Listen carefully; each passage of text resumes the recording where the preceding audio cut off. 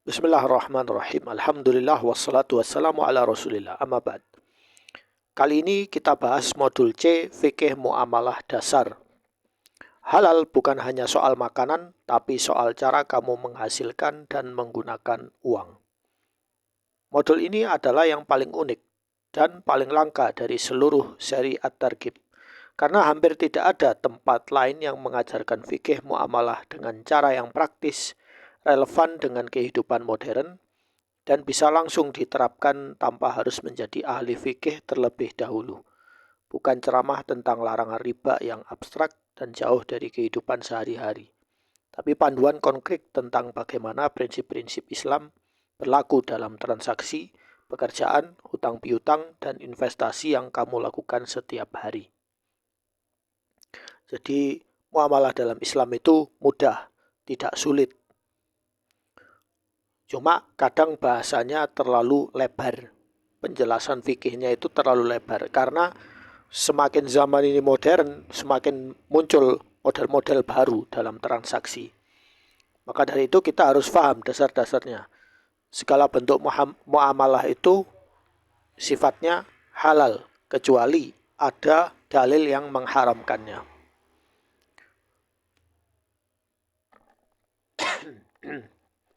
Baik, saya lanjutkan.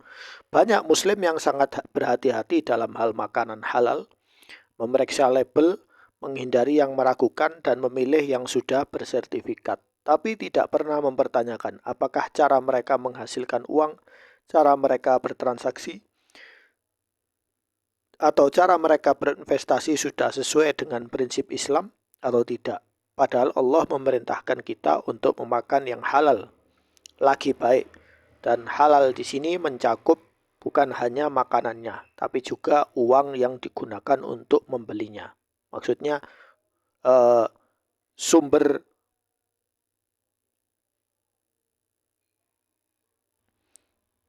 Oke, saya lanjut. Tadi maaf ya, klik itu tadi apa? Ketekan. Nah, kita lanjut. Mengapa muamalah penting dalam konteks modern? Muamalah adalah cabang fikih yang mengatur hubungan antara manusia dalam urusan duniawi. Ya. Yaitu cabang fikih yang mengatur hubungan antara manusia dalam urusan duniawi. Apa saja? Jual beli, sewa menyewa, hutang piutang, kerjasama usaha, upah mengupah, dan semua bentuk transaksi ekonomi lainnya. Di era modern dengan instrumen keuangan yang semakin kompleks, asuransi, investasi, saham, kripto, pinjaman online, leasing, dan sebagainya. Memahami prinsip muamalah bukan lagi sekedar pilihan bagi muslim yang ingin hidupnya sesuai dengan ajaran Islam. Yang perlu dipahami sejak awal adalah bahwa Islam tidak melarang aktivitas ekonomi yang produktif. Justru sebaliknya, Islam mendorong umatnya untuk bekerja keras, berdagang dengan jujur, membangun aset, dan menciptakan kemakmuran yang bisa dimanfaatkan untuk kebaikan. Yang dilarang bukan kekayaan atau keuntungan, tapi cara-cara tertentu dalam menghasilkan dan menggunakan kekayaan yang mengandung unsur kezaliman, penipuan, atau eksploitasi. Diriwayatkan dari Baihaqi, sesungguhnya Allah menyukai jika salah seorang di antara kalian melakukan sesuatu pekerjaan dengan cara yang itqan, profesional, dan berkualitas. Halal dalam penghasilan sama pentingnya dengan halal dalam makanan. Islam mendorong aktivitas ekonomi yang produktif dan jujur. Yang dilarang bukan keuntungan, tapi cara yang mengandung kezaliman. Muamalah yang benar adalah ibadah yang mengalirkan keberkahan. Kedua, prinsip dasar jual beli yang sah. Transaksi jual beli adalah aktivitas ekonomi yang paling fundamental dan paling sering dilakukan. Islam mengatur transaksi ini dengan prinsip-prinsip yang sebenarnya sangat masuk akal dari perspektif etika bisnis manapun, tapi memiliki konsekuensi spiritual yang lebih dalam bagi muslim yang menjalankannya. Transaksi yang sah dalam Islam dibangun di atas fondasi kejujuran, kejelasan, dan kerelaan kedua belah pihak. Tidak ada paksaan, tidak ada penipuan, tidak ada informasi yang disembunyikan. Yang mengejutkan banyak orang adalah betapa banyak praktik bisnis sehari-hari yang melanggar prinsip-prinsip dasar-dasar ini tanpa disadari. Menyembunyikan cacat produk, memberikan spesifikasi yang menyesatkan, menciptakan urgensi palsu untuk memaksa keputusan, atau memberikan informasi yang dipilih secara selektif untuk menguntungkan satu pihak. Semua ini adalah bentuk penipuan dalam muamalah, meskipun mungkin legal secara hukum dunia. Kadang transaksi dalam muamalah itu secara hukum buatan manusia, undang-undang atau peraturan itu sah atau legal, tapi secara agama Islam itu diharamkan atau dilarang. Syarat transaksi yang sah. 1. Kejelasan barang atau jasa. Apa yang dijual harus jelas. Spesifikasi, kondisi, kualitas, dan jumlahnya. Menjual sesuatu yang belum ada atau yang tidak jelas kondisinya mengandung unsur horor, ketidakpastian yang dilarang. Nah, soal ini Anda bisa tanya pada ustadz atau mencari informasi di fatwa ya, soal ini. Kemudian yang kedua, kejelasan harga. Harga harus disepakati dengan jelas sebelum transaksi terjadi. Harga yang berubah-ubah sepihak atau yang disembunyikan sampai akhir transaksi adalah bentuk kecurangan. Jadi harga harus jelas. Terus orangnya kalau mau bayar, jangan langsung merubah harga. Harus ngasih tahu. Ya. Kemudian kerelaan kedua belah pihak. Tidak ada paksaan, tekanan berlebihan, atau manipulasi emosional. Biasanya orang itu ngomong begini, ya. Ini sebenarnya tidak boleh ya, tidak boleh. Ada orang itu chat ke saya. Saya mau beli sorban. Saya jual misalnya sorban itu harganya 200.000. Terus dia bilang begini, oh ya, saya punya uang, saya kepingin beli sorban ini, tapi uang saya cuma 180.000. Bagaimana?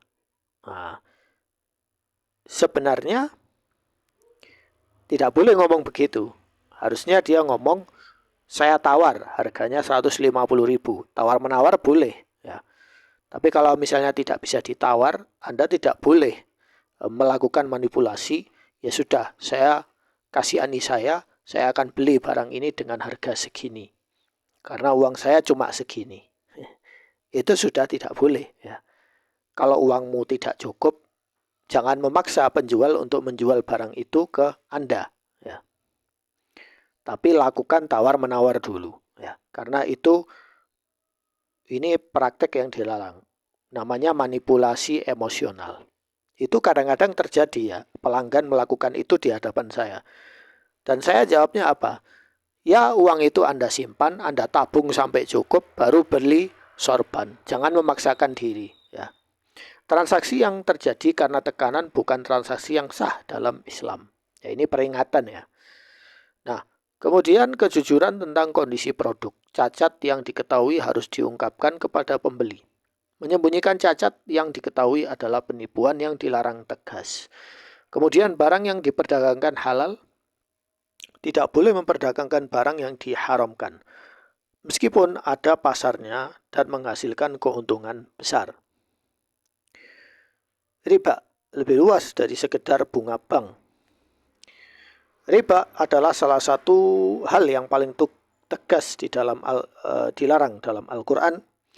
Disamakan dosanya dengan berperang melawan Allah dan Rasul-Nya dalam surat Al-Baqarah. Tapi riba juga adalah salah satu konsep yang paling sering disalahpahami, baik oleh yang menolaknya maupun oleh yang mencoba membenarkannya. Memahami riba dengan benar bukan hanya labelnya, tapi substansinya adalah prasyarat untuk bisa menghindarinya.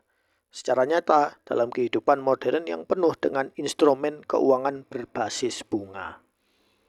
Ya, harus tahu mana yang termasuk riba, mana yang tidak termasuk riba. Kemudian secara sederhana, riba adalah tambahan yang diambil dari hutang piutang atau pertukaran barang sejenis yang tidak didasarkan pada kerja risiko, atau nilai nyata yang diciptakan. Ini termasuk dengan riba. Riba terbagi menjadi dua jenis utama. Ada riba nasi'ah, tambahan karena penundaan pembayaran. Ini yang paling relevan dalam konteks modern seperti bunga pinjaman. Dan yang kedua riba fadl, yaitu pertukaran barang sejenis dengan jumlah yang tidak sama. Relevan untuk komoditas tertentu. Jadi komoditas riba itu ada beberapa jenis ya, para fuqaha sudah menyebutkan. Nanti kalian cek sendiri. Asnaf barang-barang yang termasuk barang riba apa aja ya. Ada barang yang tidak termasuk riba ya. Jadi rata-rata barang yang termasuk riba ada itu. Kalian bisa buka di kitab fikih. Bentuk riba yang paling umum di era modern.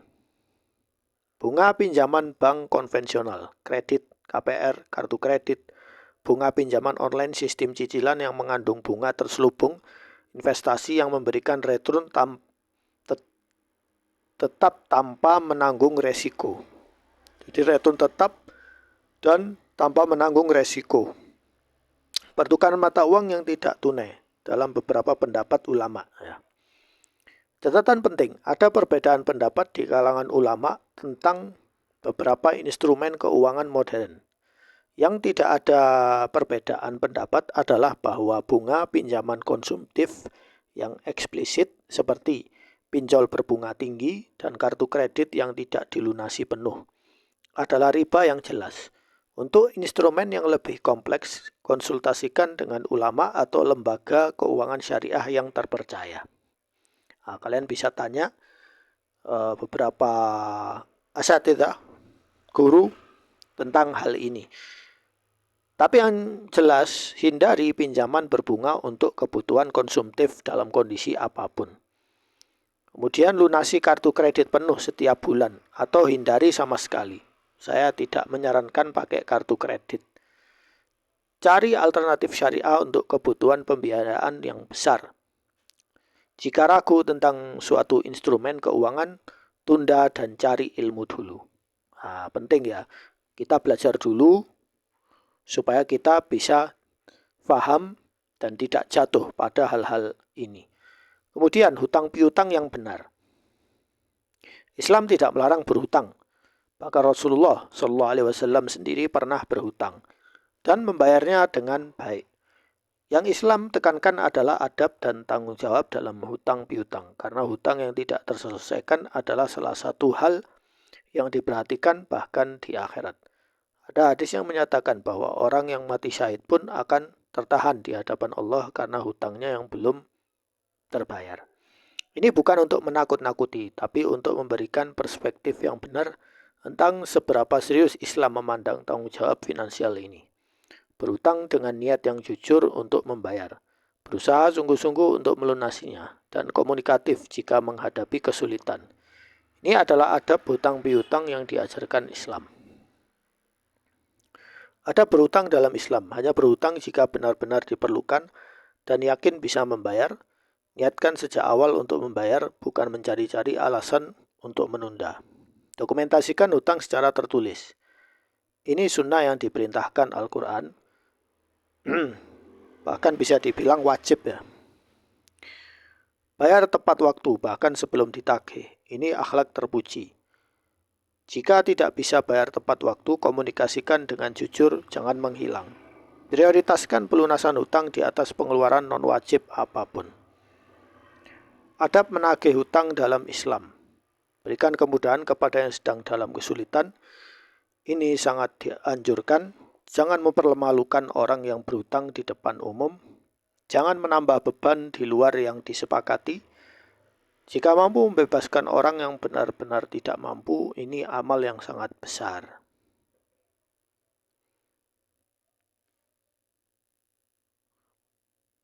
Kita lanjutkan. Kelima, investasi yang halal dan yang perlu dihindari. Dengan berkembangnya instrumen investasi modern, saham, reksadana, obligasi, properti, kripto, peer-to-peer lending, dan seterusnya. Banyak muslim yang bingung mana yang boleh dan mana yang tidak.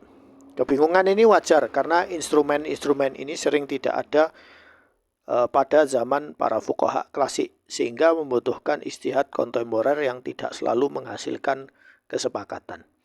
Meskipun demikian, ada beberapa prinsip dasar yang disepakati dan bisa dijadikan panduan dalam mengevaluasi produk investasi dari perspektif syariah. Pertama, tidak mengandung riba. Kedua, tidak mengandung gharar, ketidakpastian yang berlebihan. Ketiga, tidak digunakan untuk membiayai bisnis yang haram. Keempat, ada risiko nyata yang ditanggung investor. Karena return tanpa risiko adalah riba. Yang umumnya diperbolehkan ini seperti ini. Saham perusahaan yang bisnisnya halal dengan screening yang tepat. Reksadana syariah yang sudah diawasi oleh Dewan Pengawas Syariah Investasi Properti Emas. Dan komoditas fisik bagi hasil usaha yang jelas akadnya. Mudharabah atau musyarakah.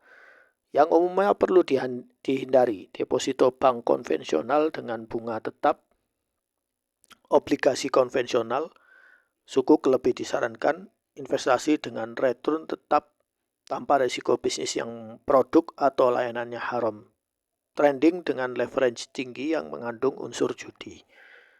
Nah, ini yang umumnya perlu dihindari. Catatan, untuk keputusan investasi yang signifikan selalu konsultasikan dengan ulama yang memahami fikih muamalah kontemporer atau lembaga keuangan syariah yang terpercaya. Jangan hanya mengandalkan label syariah yang diklaim sendiri oleh penjual produk. Kemudian, konsep rezeki dalam Islam. Ini adalah subbab yang paling transformatif dalam seluruh modul ini. Karena cara pandang Islam tentang rezeki, jika benar-benar difahami dan dihayati, akan mengubah cara kamu bekerja, cara kamu berbisnis, dan cara kamu menghadapi kegagalan finansial, cara kamu melihat kesuksesan orang lain. Ini bukan sekedar pengetahuan teologis, ini adalah software baru untuk cara berpikirmu tentang uang dan kehidupan. Rezeki dalam Islam adalah konsep yang jauh lebih luas dari sekedar uang dan harta. Rezeki adalah segala sesuatu yang bermanfaat yang Allah berikan kepada makhluknya, termasuk kesehatan, ilmu, waktu, hubungan yang baik, dan ketenangan hati.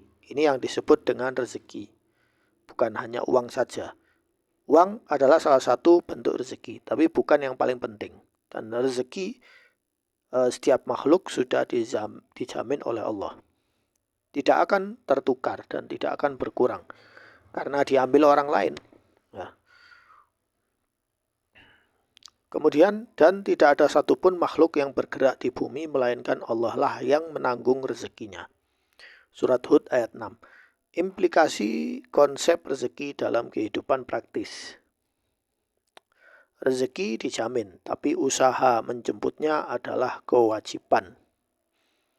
Tawakal bukan berarti pasif menunggu rezeki jatuh dari langit.